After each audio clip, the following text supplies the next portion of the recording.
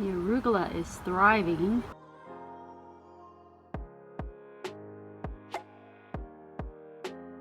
And then I bought these brackets that I'm hoping will work. We have water! It should be coming out a little bit more than that. Turn it all the way up. We're really making a mess over here. All this wood here that I have wrapped is from the 1930s. It's been exactly 2 weeks since I planted these little seedlings. Here's my spinach and arugula. One of the things that really helped me out as I was doing research for starting my own little garden for the first time, I mean, total noob here, besides watching YouTube videos of how to start a garden and people that are gardening, or reading people's blogs about how they started their gardens and different tips and tricks and the different methods. I mean, there's so many different ways to start a garden and so many ways to garden. It's just a whole world of different gardening methods out there. I think these would be the true leaves of the spinach coming out already. The arugula is thriving.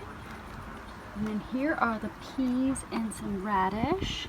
So I can already see, I suppose this would be the radish true leaves. And then we've got some Napa cabbage, which I lost a few. See, these ones, they're done.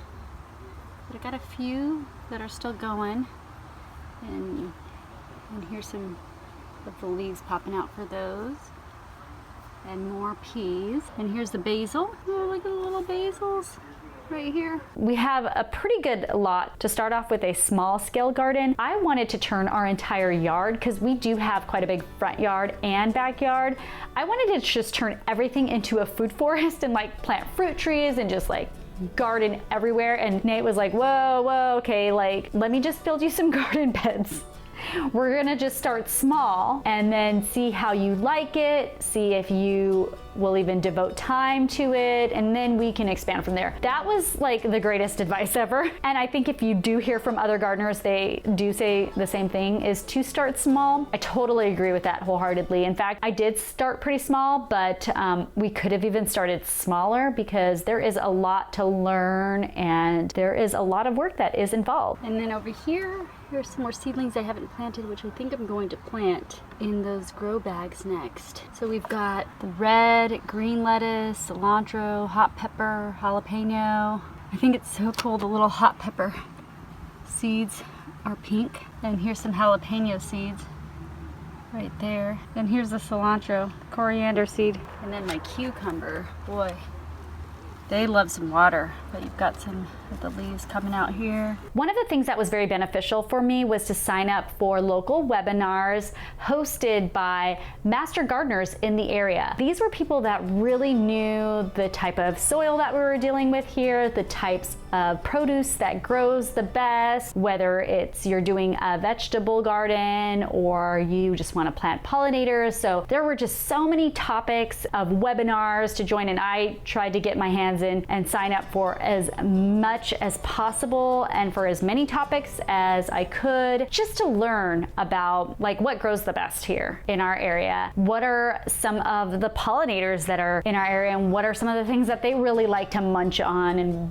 how could I grow those things? And also webinars that talked about composting and vermicomposting, and you know, where to get your worms, how to get worms, how to take care of them. I mean, how to compost, what to compost, just an endless amount of topics and knowledge to glean from. I even emailed some of the master gardeners. I called. We have a master gardener in our neighborhood, so I would pick her brain on some things too. So just really getting out there as much as possible and gathering as much information locally has been very beneficial. So throughout these webinars, they did recommend a place here locally where you could go and pick up soil and compost. So we did take a trip out to one of these places to purchase a few bags of the soil and compost just to try it out and see how we liked it. The quality seemed very great, and also the price. I mean, it just seemed even cheaper than buying stuff at maybe some of the local hardware stores. So this was a great way to support local. And also, I think sometimes when you put out your yard waste, they are the ones that collect it and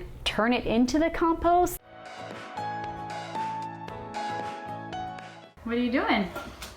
I want to hang this sink, which is maybe 250 pounds or something crazy. I don't know. It's cast iron. It's about 60 inches wide. So it's a very heavy sink. We have done a few videos on our cast iron sink. It wasn't like it was completely set up yet. So now we're finally getting it set up. It's quite heavy. I mean, I tried to lift it and help Nate with it, and All right, let's see. oh my gosh, that just did not happen, unfortunately. But now he was getting ready to mount it up onto the wall because it's so heavy with these brackets, kind of test it out, and then get the plumbing going so that we could actually finally have running water in our kitchen, believe it or not, because we were running into the bathroom to use the sink in there to do the dishes or to wash produce. And that was really the only place that we had running water. So now it was time to put all of his work to the test to see if the plumbing was actually right and if the mounted cast iron was secure enough for us to be able to use. So what I did was I got this 2x12. I screwed it into the studs behind it. And then I bought these brackets that I'm hoping will work. And because behind here there's these grooves. They come down, and then these brackets fit right under them. So, and then I put these on this side so we can keep this centered between these two. And then put them on there and then see if it stays. There's our beautiful sink with a new faucet. I put this up. I'm going to do what we call a dry fit just to see if it'll work. So these are brackets that should be lined up good to hang back here.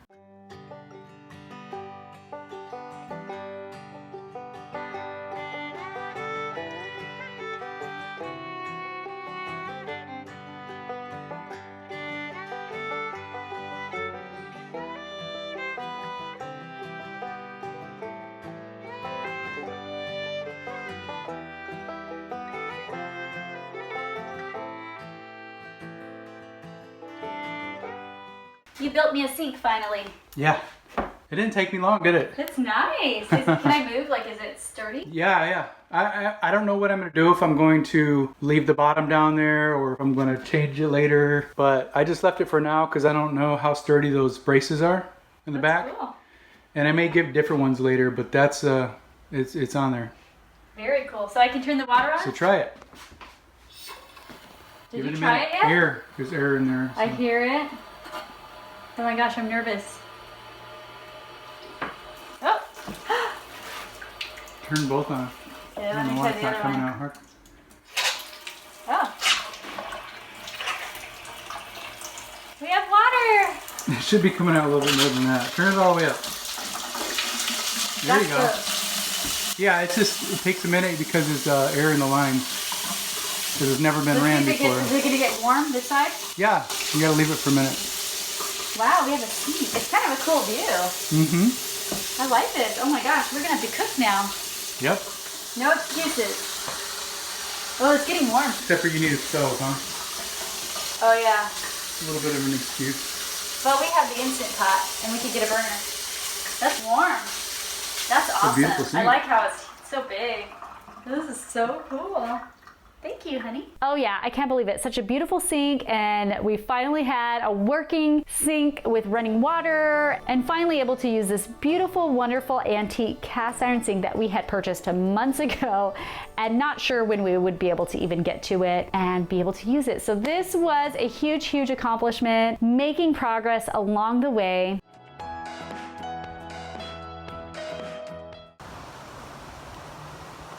Pretty good sized spider here.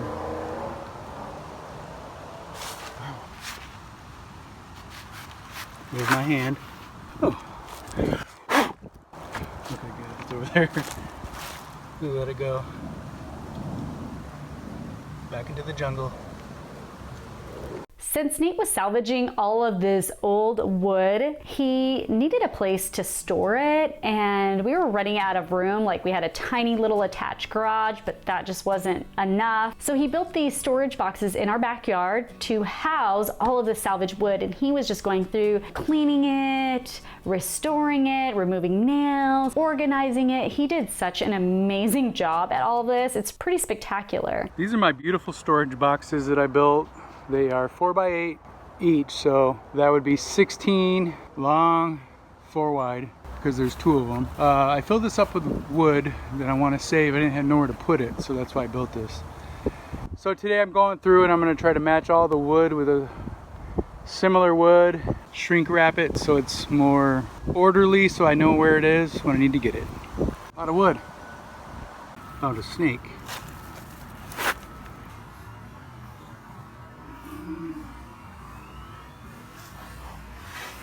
Wow, those things can disappear in the grass.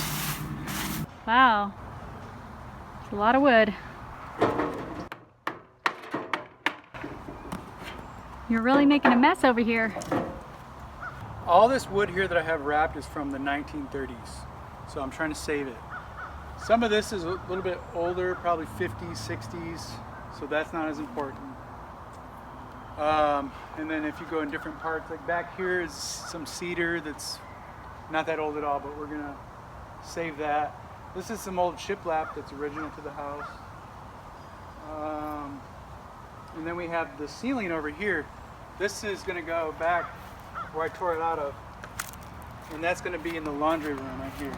So any of this wood, like all that over there that has a bluish grayish tint, and this here, that's all gonna go back on the ceiling.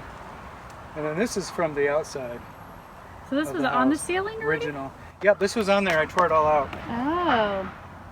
So you put Yep. it back on there, and then this was the siding on the outside. Yep, that's the siding that we tore out that was going bad. And then we replaced it with new. And then I just have like random wood pieces like over here and stuff that we'll go through and save whatever we can.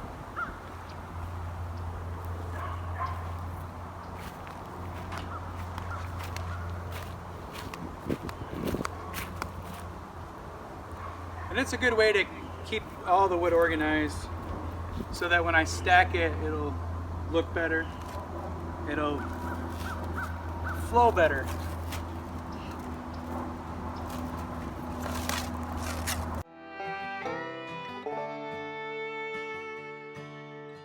So we were not only preserving our original 1930s wood, but there was other wood maybe from the addition to the house that might have been like 50s and 60s type wood. So really just a little time capsule, a little trip down memory lane of history that we were able to uncover, salvage, and hopefully reuse. We have been reusing some of it, but we still have quite a bit of wood to use and to like design our space with. So it's very exciting to see how this is all going to unfold as we continue to get creative and build ourselves pretty much a little handmade home. All this wood I took down from the ceiling. It's in the laundry room, reclaimed. So right now I am scrubbing it all down, and then I'm gonna let it dry real good, and hopefully it'll go right back in where I took it down from.